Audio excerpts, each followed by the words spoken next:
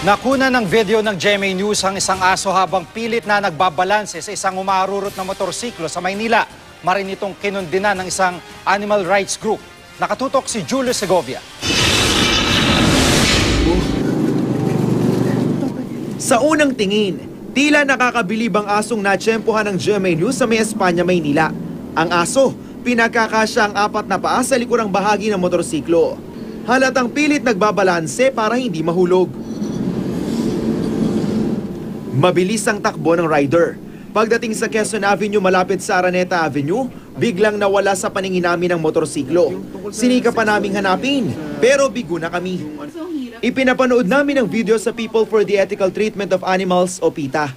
Ayon sa grupo, maling-mali ang ginawa ng rider sa kanyang aso, kahit pa mukhang sanay na ang alaga sa pag-angkas sa motorsiklo.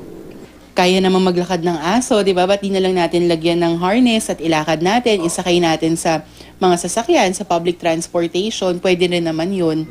Pero yung ilalagay mo sa likod ng motorsiklo mo, hahayaan mo na lang siya magbalanse doon, hindi tama. Hindi bawal sa batas ang pagbiyahe sa aso sa pamamagitan ng motorsiklo. Pero sa ilalim ng Animal Welfare Act, pwede raw makasuhan ng among magpapabaya sa kanyang alagang hayop, lalo na kung malalagay sa alanganin ang buhay nito. Wala man lang siyang helmet, tapos yung aso hindi man lang niya nilagyan ng tali na ikakabit niya sa motor niya or sa katawan nung nagmamaneho ng motor. Kung sakaling maaksidente sila, may mangyaring masama dun sa aso, pwedeng ihabla yung tao na nagmomotor. Hindi ito ang unang beses na may asong naaktuhang nakaangkas sa amo nitong rider. Kaya kahit parang sirang plaka, paulit-ulit ang paalala ng grupo.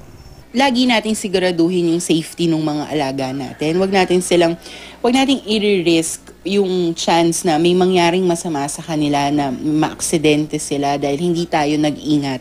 Sakaling may gustong i-report ng pang-aabuso sa mga alagang hayop, makipag-ugnayan sa tanggapan ng PETA. Julio Segovia, Nakatutok, 24 Oras.